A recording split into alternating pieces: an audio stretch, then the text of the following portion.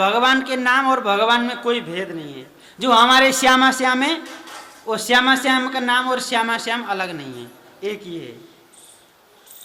नाम अपनी शक्ति से, नाम अपने वस्तु गुण से सारा काम कर देगा। देखो, नाम अपनी शक्ति से और नाम अपनी शक्ति से, नाम अपने वस्तु गुण से सारा काम कर देगा। नाम अपने आप कर देगा, बस नाम लेने की जरूरत है, कुछ करना ही नहीं है, बस विश्वास करके नाम में लग जाना चाहिए। विशेषकर कलयुग में तो भगवान नाम के सिवा और कोई साधन है ही नहीं। कलयुग केवल नाम आधारा, सुमिरी सुमिरी नर उतर ही पारा। चौं जुगी चौं श्रुति नाम प्रभाऊ, कलि विशेष नहीं आन हो पाऊ। तो इसलिए भगवान के नाम में कैसे भी लो, कैसे वो हरि नाम ले खेलत हसत अजान, ऐसे हु को देता है उत्तम गति भगवान। और जो को साची प्रीति सो, हरि हरि कहत लड़ाई, तिनको ध्रुव कहा देंगे ये जानी नहीं जाई। भगवान का नाम कैसे भी लो, कैसे वो हरि नाम ले खेलते हुए हंसते हुए अनजाने में,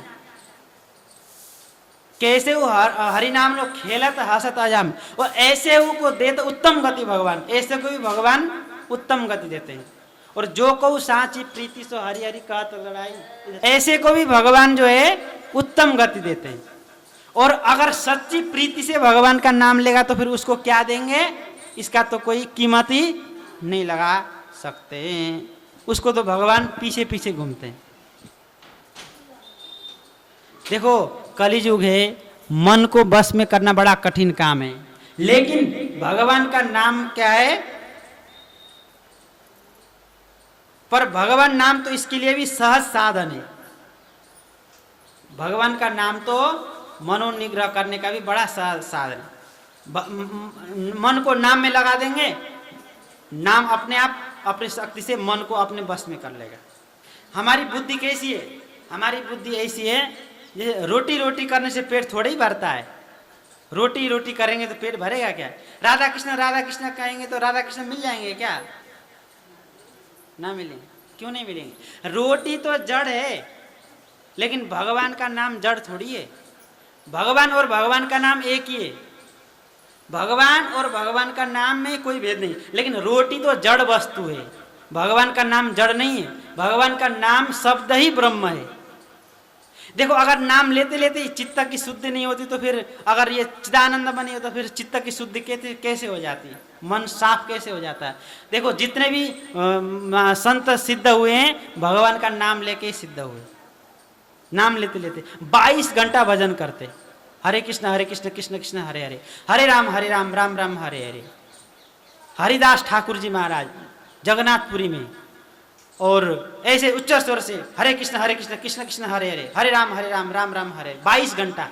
और 2 घंटे में खाना पीना नहाना धोना करते, सोना तो है ही नहीं।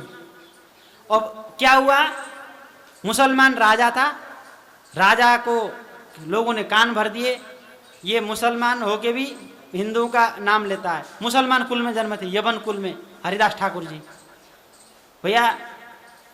तो राजा को कान भर दिए।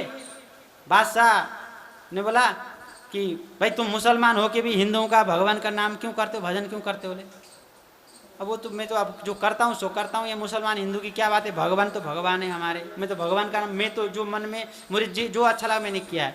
नहीं, ऐसे काम नहीं चलेगा, तुम ऐसे नहीं कर सकते। तो फिर उनको ऐसे नहीं माने तो फिर एक गणिका को भेज दिया, उसको कुछ पैसे दिए, तुम जो है इसका भजन बिगाड़ो। तो वो गई, पहले दिन महाराज जी हाथ जोड़ के अपना श्रृंगार करके गई, और महाराज जी आपसे कुछ बात करनी। उन्हें बोला मेरा नियम पूरा हो जाए। अब नियम तो पूरा होता ही नहीं, 22 घंटा तक वो बैठी रही, कीर्तन सुनती रही आराम से। अब पहले दिन कीर्तन सुन के हार गई, थक कर चली गई बेचारी। और दूसरे दिन फिर गई, फिर महाराज जी आपसे पूछे, ठीक है मैं 22 ऐसे कर। तीसरे दिन जब आई तो वो बेचारी थोड़ी देर कीर्तन सुन के रोने लग गई, कि महाराज जी रोने लग गई, तो उनके चरणों में गिर गई। तो हरिदास ठाकुर जी ने कहा, हाँ अब कहो क्या कह रही थी? हाँ तो क्या कह रही थी? महाराज जी मुझे क्षमा करना, मैंने ऐसे ऐसे मेरा अपराध हो गया और ऐसे ऐसे हो गया कि मैं आपको आपका जो है भजन बिगाड़ने के लिए आई थी, मुझे इन्होंने भेजा था पैसे देके। चिंता मत करो, भगवान सबकी व्यवस्था करते हैं। तुम इस कुटिया में रह के भजन करो, तुम्हारा नाम आज से हरिदास है, और मैं दूसरी कुटिया में चला जाता हूँ। अब कहाँ तो वो कैसे कर्म करने वाली थी और कहाँ भगवान की भक्त हो गई।